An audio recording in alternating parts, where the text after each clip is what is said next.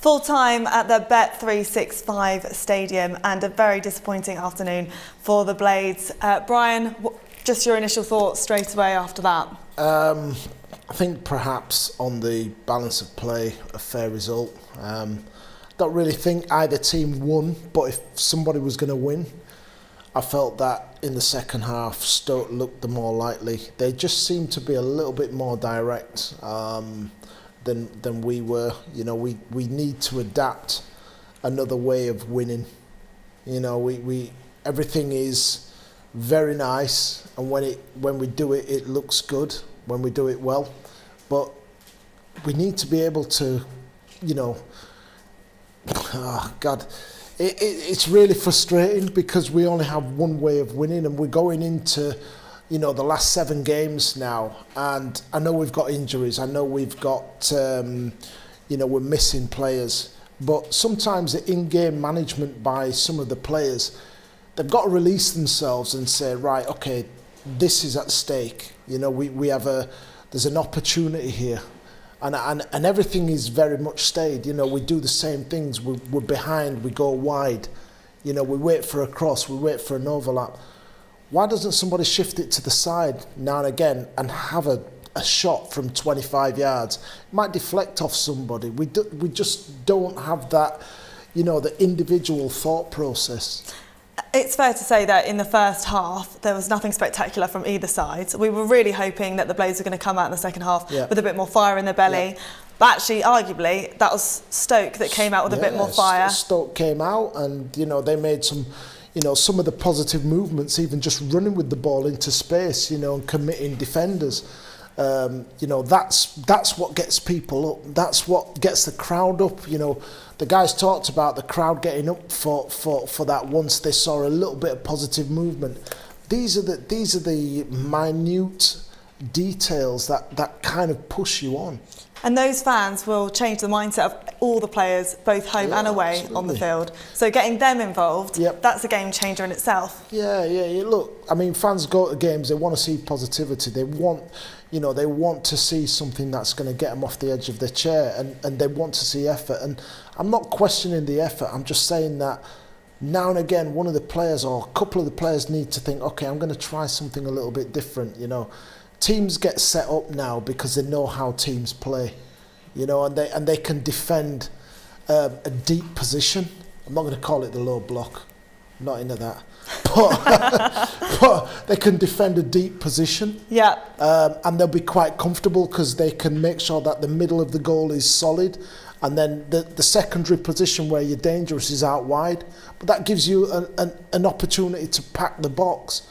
And we, you know, sometimes, like I said, it's just a shot. Sometimes it's a quick ball in, you know, beating the first man. We seem to be out of that, you know.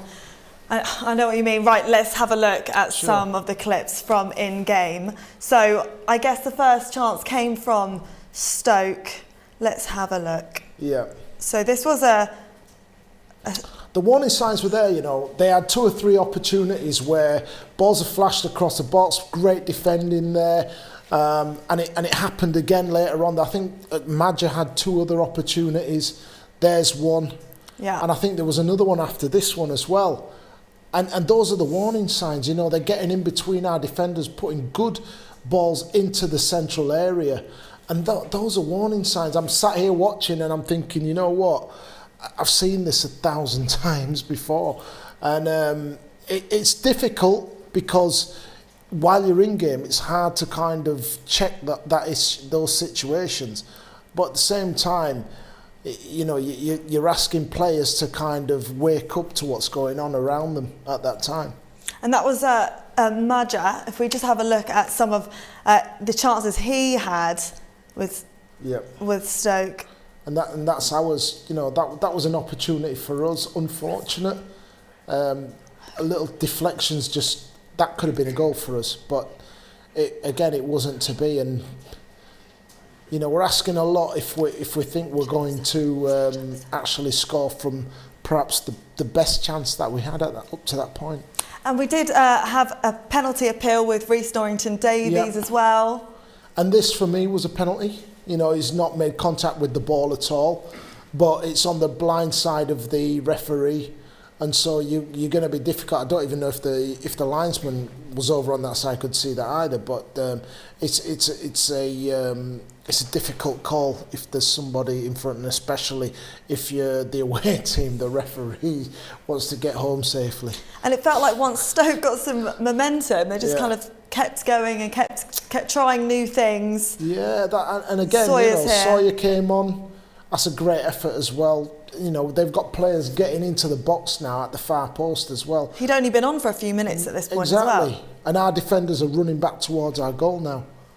Yeah, no, I mean, they had a taste of victory, and of course, then they got the goal, which was exactly, what the game needed. It needed something, again, but ideally from us. Yeah, again, it's just a nothing situation, and you can argue there that we might have even had a penalty awarded against us because it's come off, I think it's John Egan's hand. Yeah, super unlucky for Egan. Yeah, absolutely. I mean, no blame attached, but it's you know what it is? It's frustrating. We've got to this point of the season now, and this is the business end of the season, and that defeat will have pushed the team out of the playoff zone, and there's going to be a lot of teams now getting a taste for it now. And as I've mentioned, we've got injuries. It's been tough to kind of put a team together that they want to, but at the same time, everybody in the league's got this problem this time of the season. And arguably, our main chance of the entire game came when the clock went red, and this was from Osborne. Yeah, it's a great effort from him. No complaints on that whatsoever. And again, it's like what I'm saying, we're ringing out the box. We've got people on the edge. Just let something go, It doesn't have to be the perfect goal every time. That not every goal is going to be, a wonder goal or, 6, 7, 8 passes. Sometimes we need to... And maybe, overall, maybe we missed Billy Sharp today. Maybe we missed that person in the box who knows his way around the box. Well, let's just hope that he's very much on the mend and back with us for next week's games. Do you think there's going to be some harsh words now in the changing room? I don't think you can be harsh on the players. Look, I mean, it's we have had a period of time off, but what you've got to remember is if you've got internationals in the team, you can't work on your formation. It's very difficult, so it would have been a case of let's get ourselves ready for the next game.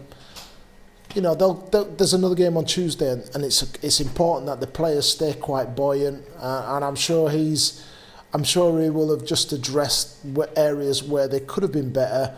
But at the same time, Tuesday's a new game now. Exactly. Thank you so much for your thoughts, Pleasure. Brian. It's lovely watching the game next to you. And speaking of Tuesday, please do make sure to come back and visit us here on SUTV Live as we welcome QPR for our next game. I mean, we don't have many left, so every game counts this end of the season. Tuesday the 5th, join us from 7 o'clock and the game will kick off from 7:45. From everyone here, thank you so much for joining us today. It's not the result that we wanted, but we go again on Tuesday and we'll see you then.